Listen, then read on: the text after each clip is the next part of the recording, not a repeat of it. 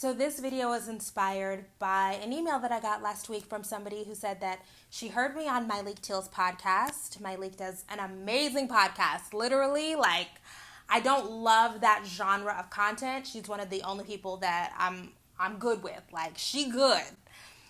So she heard me on Myleik's podcast talking about when I was very politely asked by Harvard College to leave. In a very sweet letter, they told me that I could not return in the fall. Junior spring. I got that letter junior spring. And she appreciated my openness about that time in my life because she had a similar experience and she was going to go back and finish her degree. And I loved that. I loved that so much. I was so appreciative of that. Send me more nice emails. And I realized after reading that email that I hadn't really gone into the story of how I failed out of school. So let's get into it. This is the story of how I failed out of Harvard College.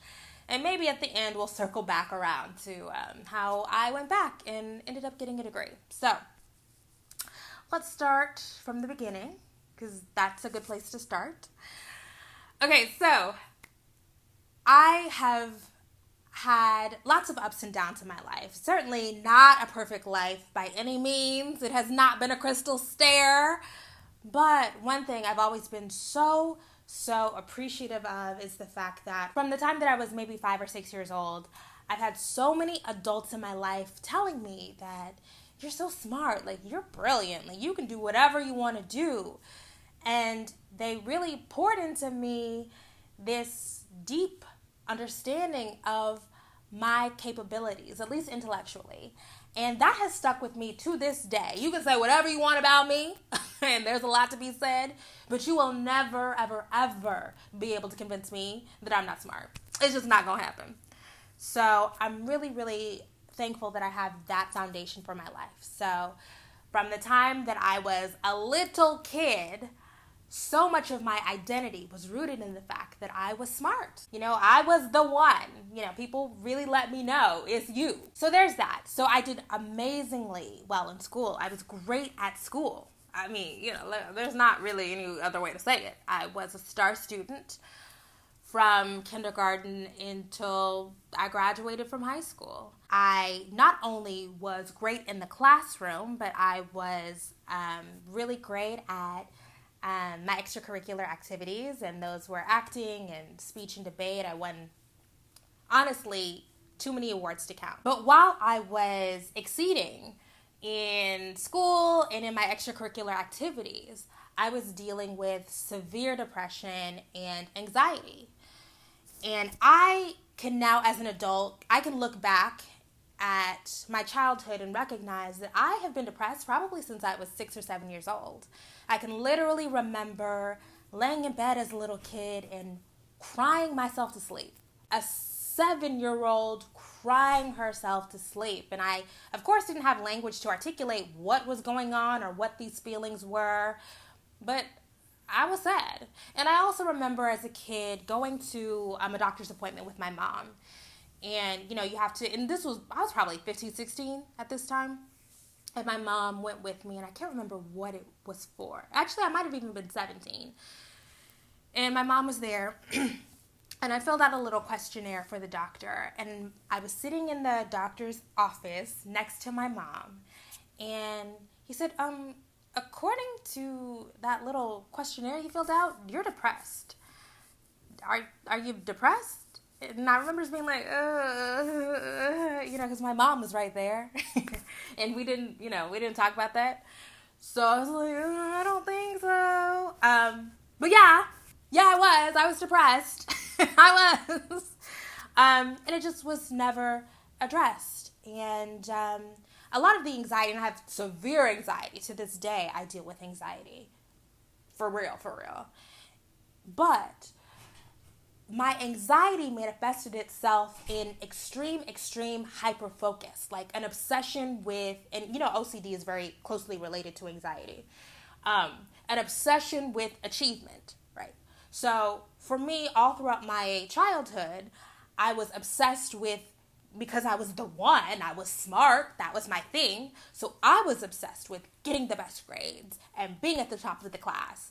And when I started to get into speech and debate, then I became obsessed with winning every single time, winning every trophy, being the one. But the thing about that is there are certain sorts of anxieties, there are certain sorts of manifestation of anxiety and OCD that we celebrate. So one of those is workaholicism. From a little kid, I was a workaholic, right? But that sort of stuff is celebrated. So, when you have a 13, 14, 15-year-old staying up all night to write a paper or staying up all night to study for the test, or, a high schooler saying, I have to get a 5 on the AP test. People are like, oh, wow, that's amazing. I wish my kid was like that, I wish my kid was obsessed with getting the best grades.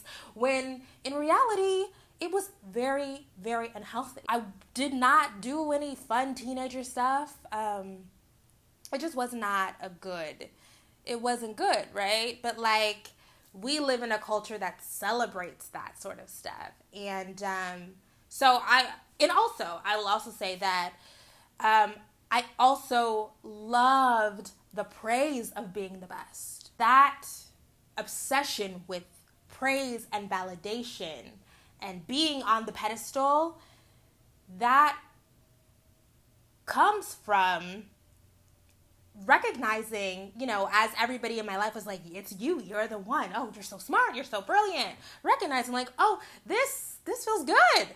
This feels good. It feels good to have people around you say how great you are. It feels good to have people around you say, oh, yeah, it's Kim, you're doing such a great job. I lived for that. Now, there's, a yin and a yang to everything. There are certainly some downsides to being the one. There are certain kinds of marginalization and alienation that you feel from your peers when adults are constantly telling you that you are the one, it's you. But I needed I needed that praise. And I needed that praise because of that anxiety and depression and loneliness. So I think that my mental health struggles are two-tiered, right? So on one hand, I absolutely believe that this is chronic, right? Born with it. On the other hand, I certainly experienced some stuff growing up that exacerbated what I absolutely think was always there. And I definitely, when I was a kid, felt alone and lonely and nobody understood me. And I definitely didn't have anybody when I was trying to work through this stuff to that made me feel like it was going to be okay, right? Because certainly in my home, I was exhibiting beyond being a workaholic, beyond being obsessed with making the best grades. I was certainly exhibiting some very telltale signs of anxiety, severe anxiety, right?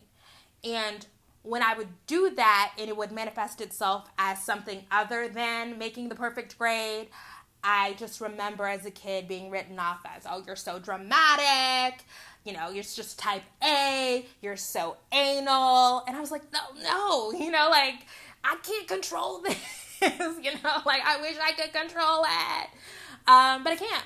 I couldn't. And there was no intervention at that time. So I was struggling, okay? I was struggling. But, I was still achieving, super, super successful, achieving awards and honors and whatever. Oh, this is a really important part of the story.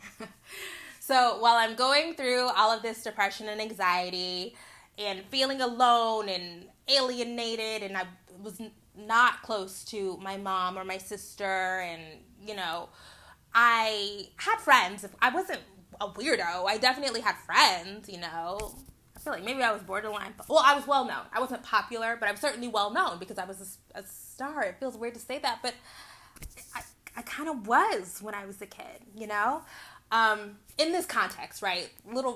Big fish, little pond, tiny pond. So while I was managing all of that stuff, I also didn't really have a good relationship with my dad, we didn't have a close relationship, right? Like, he was kind of there, but I was going through a lot, you know, like I was just a teenager, and there's the hormones, and then there's the depression, and then there's the anxiety, and then there's my obsession with trying to escape my circumstances by going to a great school. So I was just super hyper focused on, and we just, you know, there was a disconnect, right? I had a huge disconnect with both of my parents at that time. And also I didn't have a close relationship with my sister at that time. So I remember when I was 16, I remember this because I was working at a restaurant called Texas Roadhouse.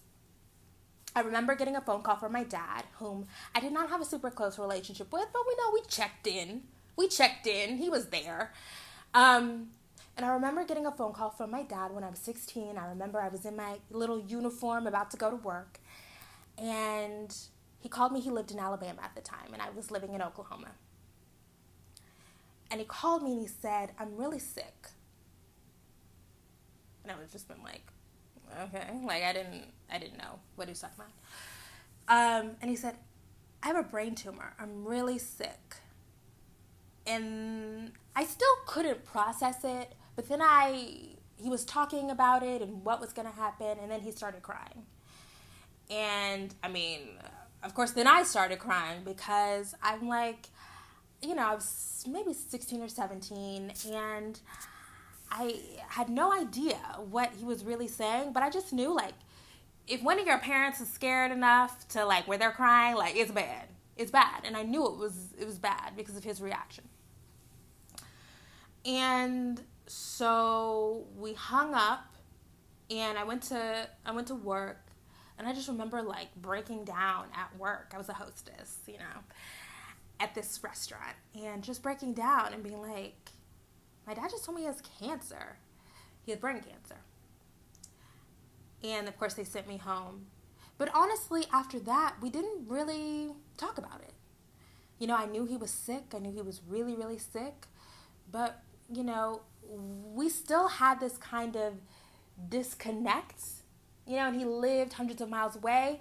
And honestly, at that time, I was still so preoccupied with achieving my goals that I kind of forced it out of my mind. I really did. Like, it was almost like if you don't really sit down and deal with it, and if you don't have to see it, then it's not happening. And that's what I did. So for the next couple of years, I was still obsessed. Like, when I tell you obsessed, from the time that I was 12 or 13, I became obsessed with what college I was going to go to. Like, obsessed. Because college was the only way that I was going to escape my situation. Right? Like, you know, I knew, because the adults in my life had already told me that I was smart, that the only way that I was going to get out, at that point I was living in Oklahoma, but when I was 12 or 13, I was living in suburban Texas, North Texas, surrounded by the compassionate conservatives. The only way I was going to get out was by going to a college, like a great school. You know, I mean, I could go to any college, right? But because I'm competitive, I wanted to go to a great school. And so I became obsessed, like crazy obsessed. I mean, I used to sit in my room and be surrounded by those little college booklets. I know they don't send booklets out no more. I'm sure they don't, because, you know, we care about the environment now. But I used to be obsessed with the college application process. So I would send away for the applications, and I would send away from the booklets, and I would just sit literally at like 13 and be like, oh, Columbia, okay, Yale, okay, University of Chicago, Stanford, like, oh my God, you know, and look through the booklets and see, you know, everybody looks so happy and they're, you know, having fun, and I would be able to get away from my home because I didn't feel great about my home life, and I wouldn't have to be in Oklahoma anymore or Texas or whatever. It was just, that was my sole focus in everything.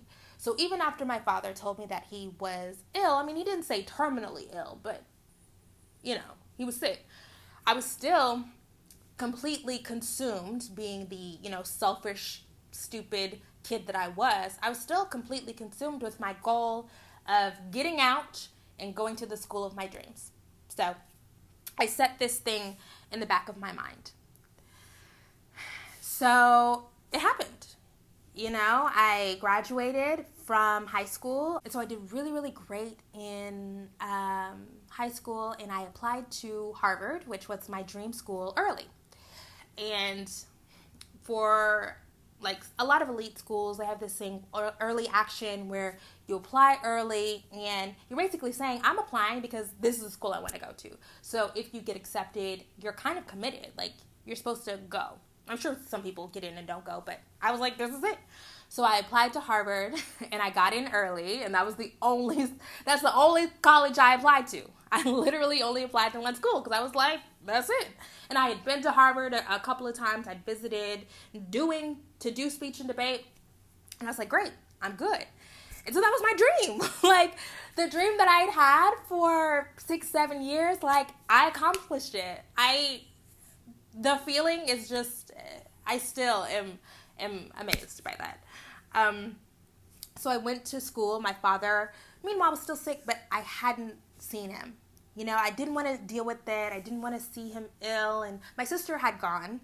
Technically, we have different dads, but I'm Black. Like, we don't do the half-sister thing. She's my sister.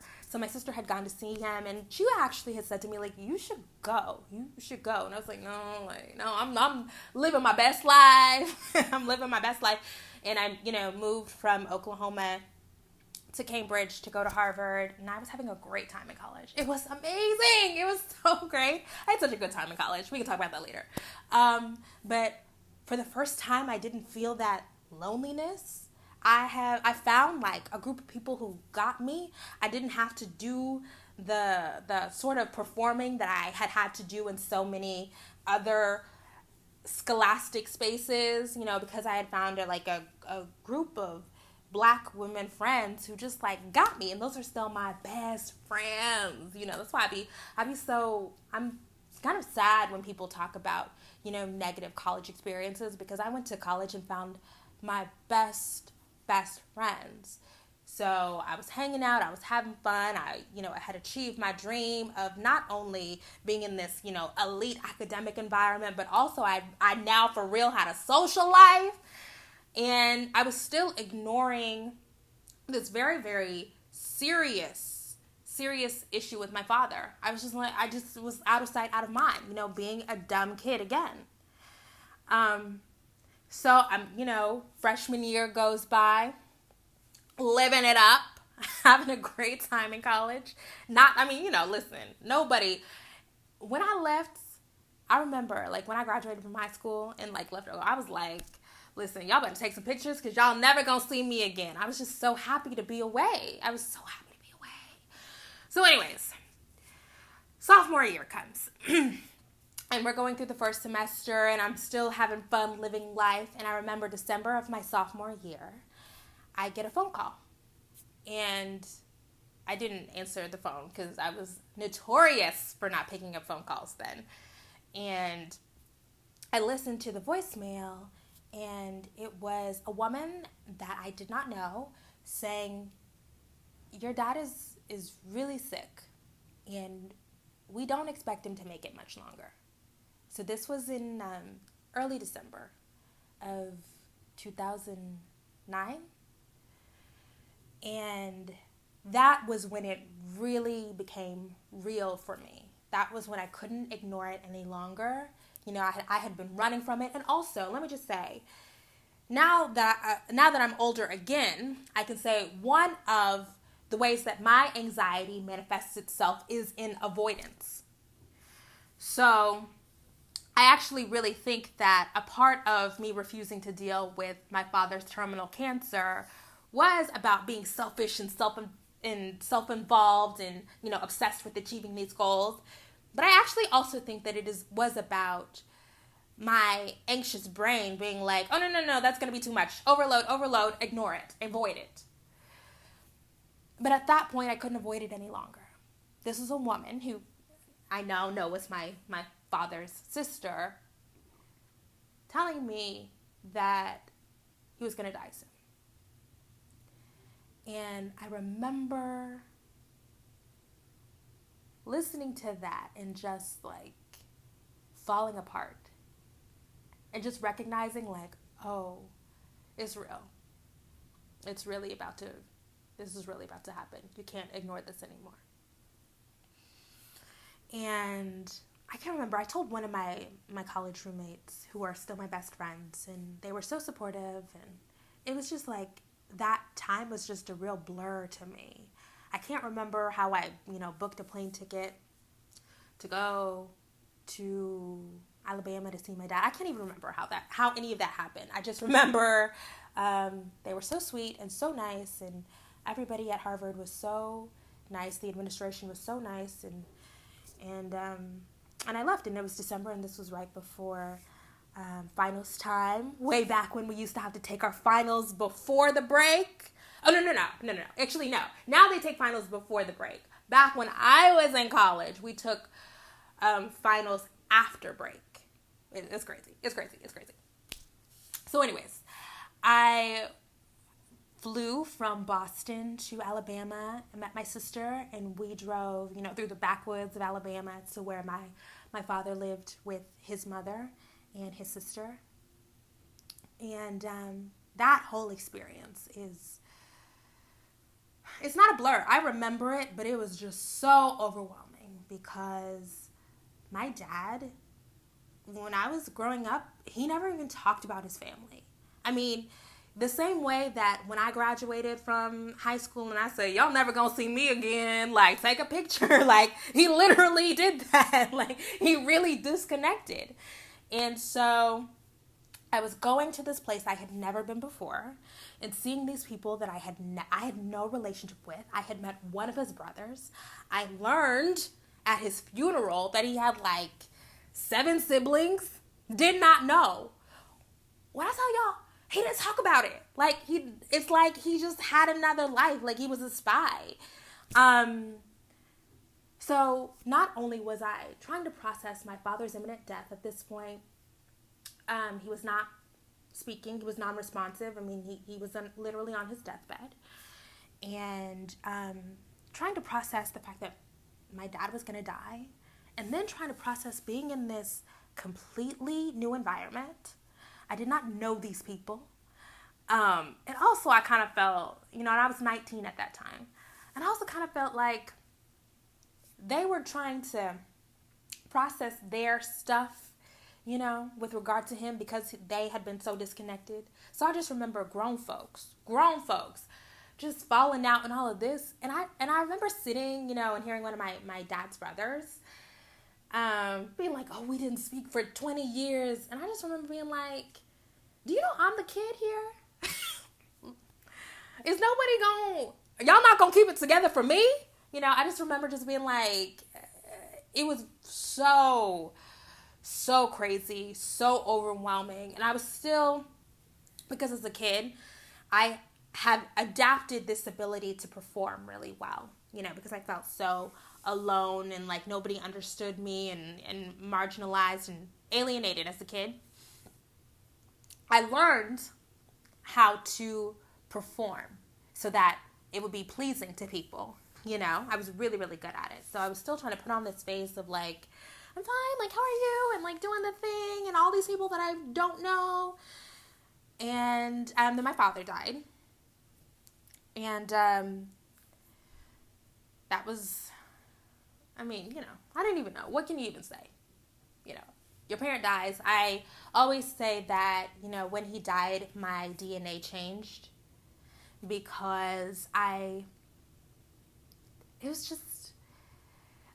remember very vividly, but it still feels really surreal, all of that stuff around it. So he died, and, I cried once on the phone with my mom, but I didn't, cry other than that because I just felt like everybody else is falling apart. Like, somebody got to keep it together. So that happened, and then by this time, school was over. So I went from Alabama back to Oklahoma City. And we were still on break, technically. And I said, I'm going to go back to school. Whatever. That stuff happens to everybody. I'm going to go back and, whatever. And this, again, I can recognize now as a part of that avoidance. I didn't go to therapy. I didn't even really talk about the situation with my mom or my sister. Like, no, we didn't talk about it. We did not discuss it. We didn't. It was just crazy. You know, my dad died when I was a teenager. We didn't talk about it. So anyways, I went back to college and, you know, still tried to do stuff, but it wasn't the same. I wasn't the same person. I didn't have the same focus. It was very, very difficult. Very difficult. And, you know, my grades, which were already not great, were even worse. Okay. I'm trying not to. Okay, we're going to have to. To resume the story. My grades at that point were already not great. They get even worse, but I'm still in school. And I have to say, you know, my professors were so understanding and like so nice about everything. And my heart wasn't in it. I couldn't do it anymore. But, you know, I got grades good enough to make it to the next semester. So my grades, not great. For real, not great. But they were good enough. They were passing. They were passing grades, which was really all I cared about. So junior year comes. I make it to junior year, and I'm in school, but barely. Like, barely. I'm barely making it to class. I'm giving my professors at this point all sorts of excuses. Of course, you know, I'm telling them the real story, which is my father died. I'm barely making it. And when, you know, in reality, I should have not been there. But I was just like, my dad died. I'm really having a tough time, you know. But and also at this time, we had what at Harvard is called resident tutors. So people who live in your house, because we live in houses like Hogwarts, and somebody who lives in your residential community, and their job is to, you know, look after the students. And she would be like, it looks like you're having a hard time. Are you sure you don't want to take some time off? And she was so nice about it. Her name was Laura. I won't say her last name because she probably don't want to be on the internet like that. But Laura was so, so nice. And she was like, it looks like you're struggling. Maybe you should consider taking some time off. And I was like, no. Because I still didn't want to go back to Oklahoma. I'm going to be honest with you. Did not. And also all of my friends, you know, all of my friends, for the first time in my life, you know, I had lots of deep friendships and a deep, you know, community of peers, and it was amazing, you know, so we were still having fun. You know, I was still having fun. I just wasn't doing any work. Academically, I was just tanking. And so lots of administrators, or not lots, but a couple of administrators said, maybe you should, you know, you've been through a traumatic experience, you know, with that, you know, the soft voice, you know, like it's okay, you know, you've been through. And I was like, nope, I'm not gonna do that. Sorry, nope, I'm not gonna do it. So junior fall passes. I'm barely in school, like barely. There are some classes where I probably went to half the classes, and these are classes that meet once a week. Okay. So that's a problem. So I was not doing it. Barely in school. Junior spring comes, and I just couldn't do it anymore. I just couldn't do it anymore. I was still enrolled and still refusing to take time off, but I was just not going to class. I was not turning in work. And my professors knew the situation, and they were trying to work with me. They were like, girl, look, just give me the paper. Just get me anything. Get me something. And I was just like, oh, I can't do it. I mean, I didn't say, like, I can't do it, but I just couldn't. I couldn't do it. And so by the end of junior spring, I just remember I was still trying to take, like, advanced classes, like a graduate school class at that point. I wasn't turning in no papers, wasn't doing any kind of work, just pretending. Really just pretending. And and this is where the avoidance stuff comes in, instead of doing my work, that was actually the time when I came up with the idea for Harriet. where, where like, I was like, you know what? I know I'm supposed to be studying right now, but you know what I'm gonna do? Come up with this idea for this digital community for Black women. That's what I'm really gonna focus on. So by the end of that semester, I don't know how many assignments I hadn't turned in. And it was like, my professors were literally begging me, like, girl, give me something. I can't just give you a grade. So basically, I gave them no choice but to fail me. And at Harvard, when back in my day, I don't know what they do now, but I think if you fail like 2 classes, you automatically have to take time off. And we knew that. Everybody knows it. And also there was a big stigma around taking time off and all of that. And that's, I think, one of the reasons why I was like, no, I'm just going to keep going through it. And so, I failed. And I failed the classes, and, Laura was like, you failed, right? And I was like, yeah, I know. She was like, that means you can't. And I was like, yeah, I know. That means I can't. And I didn't even feel sad about it. I didn't feel sad, that's so crazy. I didn't feel anything. I was just like, okay, this is just a thing that happened, I was really disconnected from the entire thing. And like I said, that was the time when I came up with the idea for Harriet. And actually, For Harriet launched the summer after junior spring. And so I went home, and I just told my mom, I'm just going to come home for the summer. I don't think at that time that I told her that I was not going to be able to re-enroll. I don't. I'm pretty sure I didn't. But I didn't feel, like I said, I didn't feel sad. It was just like a thing that happened. But, the sort of relationship that my mom and I had, it wasn't like, we just didn't talk about stuff. It was just like, okay, well, I'm going to come home. And she didn't really ask a lot of questions. And she, it was just like, okay, I'm here. And so finally, it's July, August time when you are, and I'm pretty sure they sent a letter. I'm pretty sure they did.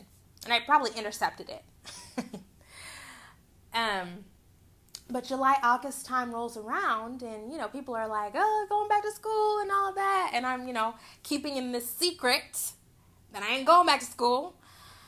And finally, I have to tell my mom, and I told her that they're not going to let me come back in the fall. And, like, I always have to underscore, I think a lot of universities get a lot of shit, and well-deserved shit, for the way that they deal with students who experience mental health issues and all of that sort of stuff. But my experience with Harvard couldn't have been better. They were so good and understanding, maybe because I had a parent die, but they were really great. And they sent me this letter that said, you can't come back. We think you need to take 2 semesters off.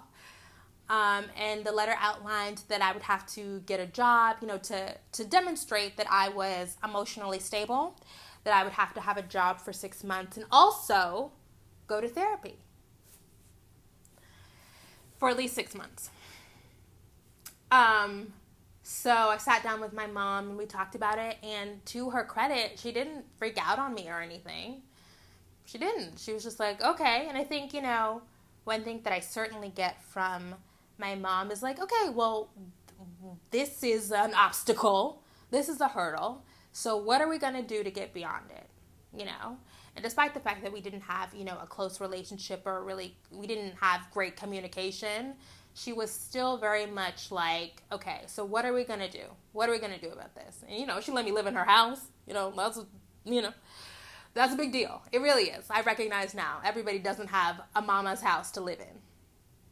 So for the next year, I say that the first year I was out of school was really difficult because it was all of my best friends, it was their senior year. Like, that's the most important one. I mean, I don't know if it's the most important one, but that's where you make all of your memories, and, they're going on trips and they're doing senior stuff. And I just felt so just alone again, It's back to those feelings of just being loneliness, and I'm on the outside again after I had felt so good about making this community and having these deep, strong bonds with, Black women my age. And it was just really, it was a low point. But they were still very supportive, my friends. I feel so blessed to have come away from my Harvard College experience with amazing Black women friends. And they, sent me just like the sweetest note and sent me a care package and all of that. Like, they recognized I was struggling. I was having a hard time. I really was. And then they graduated. And also at this time, I was having a hard time, but I was just having like doing stuff I had never done before. So I was like partying for real. I was dating for real. Just, being young and reckless and being, 20, 21. And, still doing the for Harriet thing and whatever. So for that first year is like lost, it's the lost year, And I didn't really have a job or anything. I wasn't doing what I needed to do to go back to school. After that first year, I just remember being like, okay, I can't even remember what really snapped for me, but I just remember being like, no. So I, decided to get this job. I can't remember if I got the job. I can't remember why I got the job. Like, it's still, my mom wasn't really pressuring me. I mean, I needed to work because I needed to have money, but I wasn't paying rent. I didn't pay for anything. I was in my mom's house for 2 years. I didn't pay for anything. It's crazy. But I kind of worked, kind of didn't. But I didn't have like a steady job, not the sort of steady job that I would need to go back to school. So I worked at a dry cleaning place for a little bit. And then it got to a point where I was like, oh, I don't want to live like this. I want to go back to school.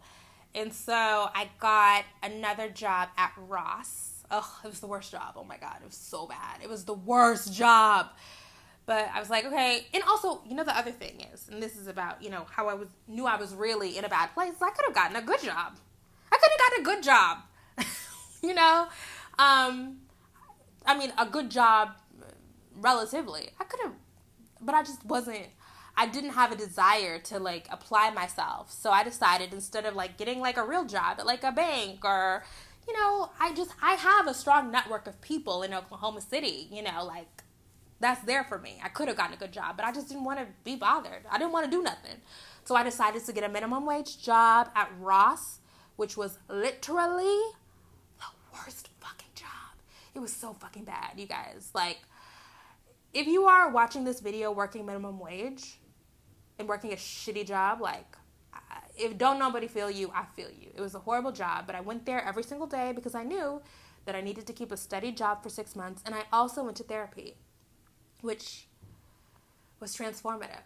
And that was when I had the opportunity to look back over my life and realize, oh, that stuff that you were feeling when you were 6, 7, and 8 and you couldn't articulate, that was depression.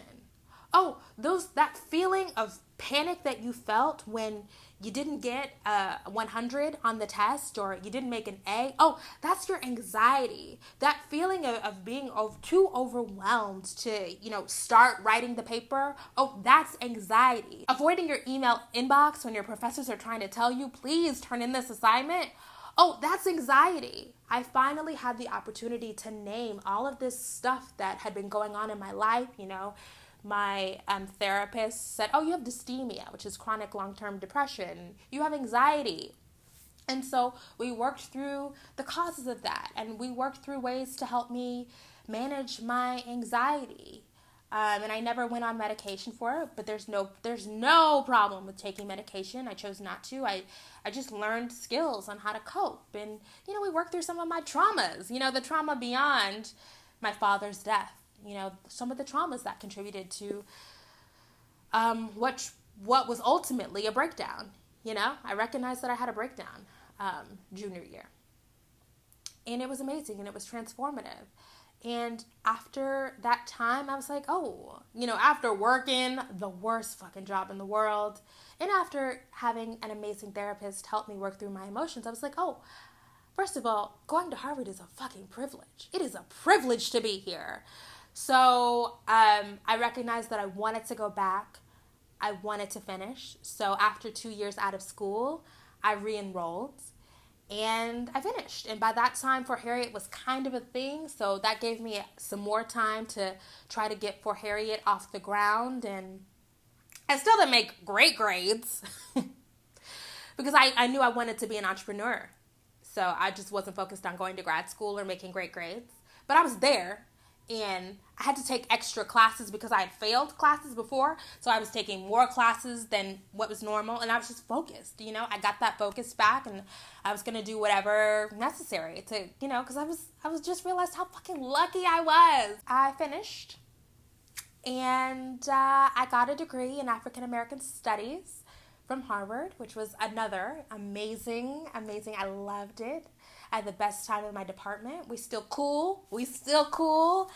So yeah, and actually Oprah was my commencement speaker. She was amazing. I touched her hand during commencement. It was really good, and I was grown and mature, and I could really appreciate what had happened. Harvard has been so great to me, since I've graduated, only 5 years ago. So my commencement ceremony was in 2013. That's only 5 years ago. It's so crazy to think about, right? That's recent history.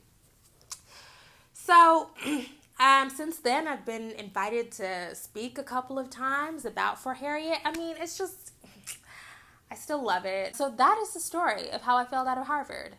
And then I went back, and then I got a degree, and then I keep going back because I love it and I appreciate it so much. And I also have to say that this situation is made possible by the fact that I grew up in a middle-class community to educated parents who were able to provide me lots of opportunities. When I was out of school, I didn't pay no rent. I didn't pay any bills. I never had to worry about not having health insurance. That's a privilege. Shout out to my family. Shout out to my communities, the many communities that I'm a part of. Shout out to Harvard. Shout out to the Black community at Harvard. Shout out to the African American Studies Department at Harvard. Yeah, so that's how I'm here. And people say you're a success story. And I'm like, I don't know about all that. But it could be much, much worse. It could be much worse. So if you're having a hard time, hang in there. I always say the only thing you can't come back from is death. Thank you guys for listening to my long ass story. I appreciate you. Sign up for the Patreon if you want to help me continue making more dope content. We are expanding the content rollout in the coming months, so I'm super excited about that. There's a patrons only podcast. Sign up to get the syllabus that I handcraft every 2 weeks. Or you can get merch on our Patreon, or you can come to our events on Patreon. Sign up for our email newsletter to keep up with everything that's happening around here, and also stuff that I just think is interesting from around the internet. You can text to do that. I'll put that below. That's it, you guys. Thanks so much. I appreciate y'all, and y'all are so nice and sweet and supportive. Thank you. Bye. See you later.